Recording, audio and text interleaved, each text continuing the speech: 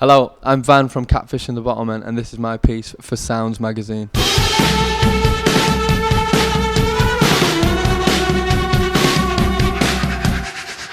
You're simpatico.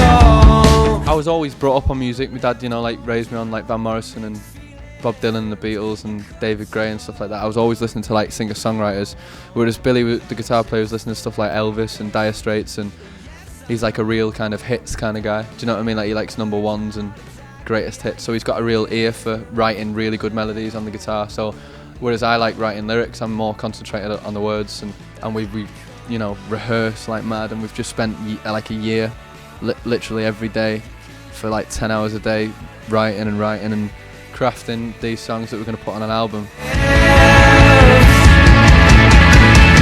A lot of bands nowadays kind of say they write songs for themselves, and if other people get it, then that's great, you know what I mean? And that's cool. I think that's very cool to say that, but our band is the opposite. We write songs for the people, we want to make other people happy, and we write songs that we think people are going to like. The whole purpose of being in this band is to make other people feel something and want to come together, and we try to just trying to unite everybody together with ourselves, so that's what it's about, really.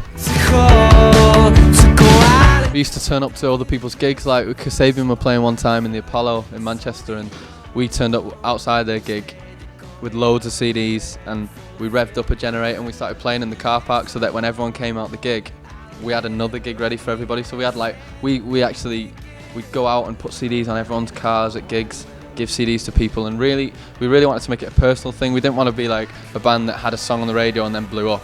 We wanted to be a band that everybody knew and felt and personally met. The reason why we got a record deal was because we were selling places out without any songs on the radio or anything like that. So it was, we've done maybe 200, 300 gigs over the last 2 years, and because that's predominantly what I wanted to do. I never wanted to make music to sell it and make money. I wanted to make music to tour and meet people, different people, and wake up in different cities, and that's my main focus in this band, is to meet as many people as possible and to relate to as many people as possible, and go out after the gigs and drink with them all and have them tell me that song's awful or that song's great. People have been noticing that we have actually grafted for it, we've worked for it. We've not just, I'm not sleeping with somebody at a record label, you know what I mean? So I don't know if anybody is, but they might be.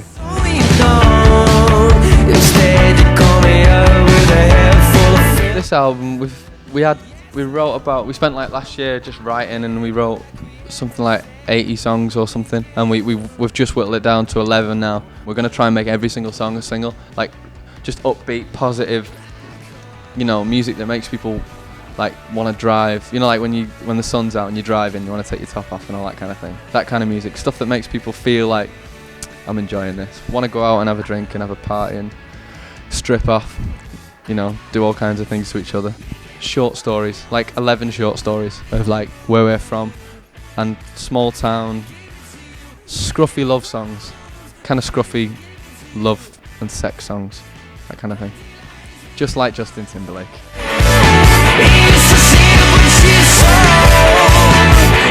Communion are run by genuine people. They're it's like a big family. They're all musicians, and they're listen, make whatever music you want to make, and we'll help get it to people. So I really respected them for that. Everything we do, they let us do, and they just amplify it.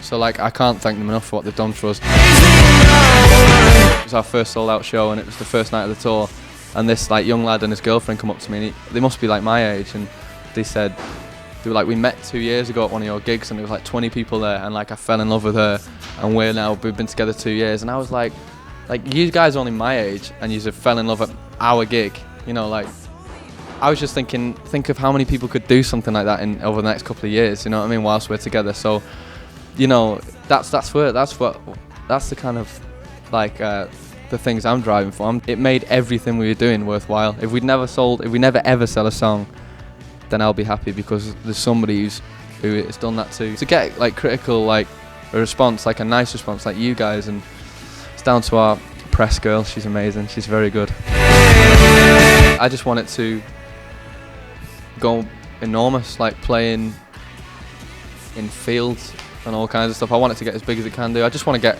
our music to as many people as possible, meet as many people as possible, make everyone lose their shit a bit, just really try and like put a stamp on music. You know, like I'd like to do something that stood up and stood the test of time, and you know, and I want to put something out there in 10 years you listen back to and you go, you know what, I remember this was a great record at the time, you know what I mean, and like still is a great record, and keep touring, keep our heads together, make sure we don't fall out, and then just want everyone to be happy.